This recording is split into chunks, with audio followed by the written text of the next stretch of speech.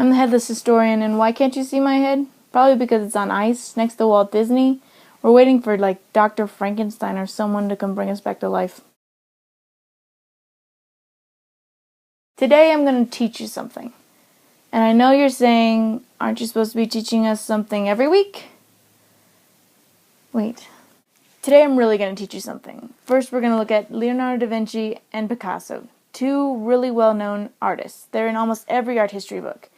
If you don't know those names, then I don't know where you've been, because these are the top names in Western art. But I don't want to talk about how great they are or how famous they are, because that's been talked about. Everyone talks about that and argues about that. A lot of people say they're the greatest thing that's ever been, and then a lot of people say that they're a little bit overrated and you really don't need to talk about them that much. They don't offer that much. I'm on the fence, however. Yes, I'm a fence sitter. I sit in the middle. I think they are great, but they are a little bit overrated.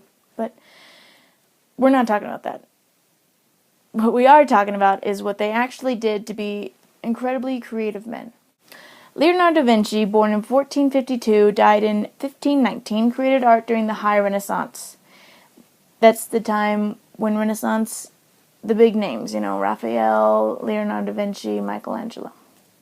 What I want to talk about are his sketchbooks. They're filled with his ideas, anatomy drawings, scientific drawings, his inventions, and I think because he wrote down his ideas, it made him a more successful person. On a side note, if you want to think a little bit more like Da Vinci does and be a little bit more creative, you can pick up the book by Michael J. Gelb. That's how I'm going to say his name. He wrote How to Think Like Leonardo da Vinci. I really like it because it's filled with tangible ways to be more creative. It's a good read. The next is Picasso. He was born in 1881, died in 1973, and worked during the modern era, what we consider the modern era. Again, very prolific. I mean, you Google his name and it comes up with painting after painting after painting. We have a lot of his work.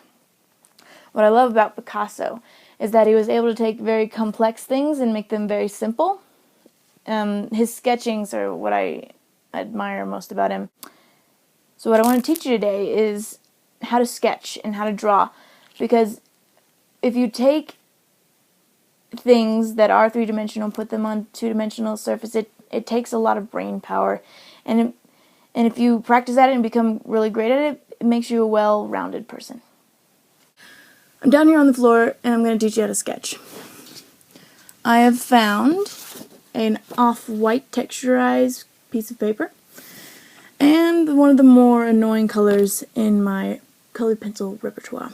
Like I said, it's best to draw from life, meaning a three-dimensional object, because 1, two-dimensional things are usually someone else's art and is therefore copyrighted, and 2, two-dimensional things usually have the perspective off a little bit, and therefore your drawing will look unnatural.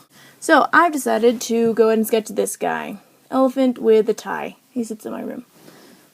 On a side note, elephants, when they have their trunks up, are to be facing the window, and if they have their trunks down, like my elephant, they should be laying on their side.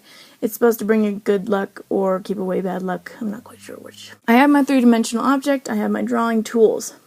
What I'm going to need to do is make sure that I'm looking at the object more than I'm looking at my paper. I also want to make sure that I have the proportions right. I need to note how large his head is compared to the rest of his body, and how large his eyes are compared to his head, and how large his ears are compared to the rest of his body.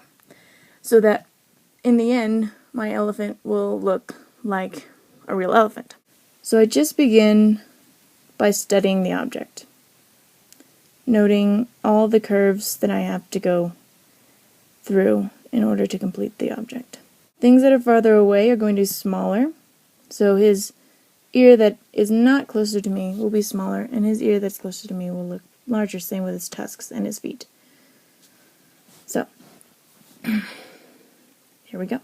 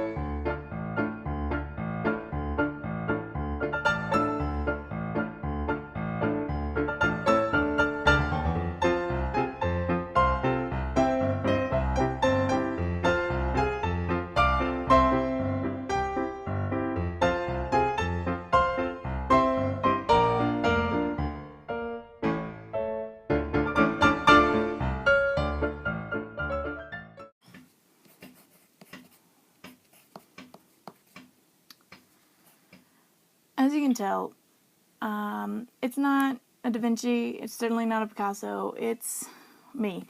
And it's not perfect, but sketches aren't supposed to be. They're just easy. They're ways to get information down really quickly. So I hope you enjoyed this tutorial and learned something about anything, hopefully.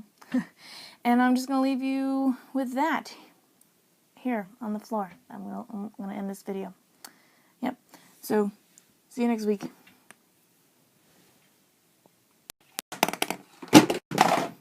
That was rough. Just an idea. A good friend of mine and I usually carry around a sketchbook, and we'll play drawing games with each other.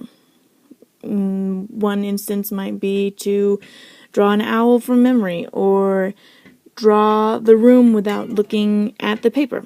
So go ahead and try it. It's actually great fun and a great learning experience.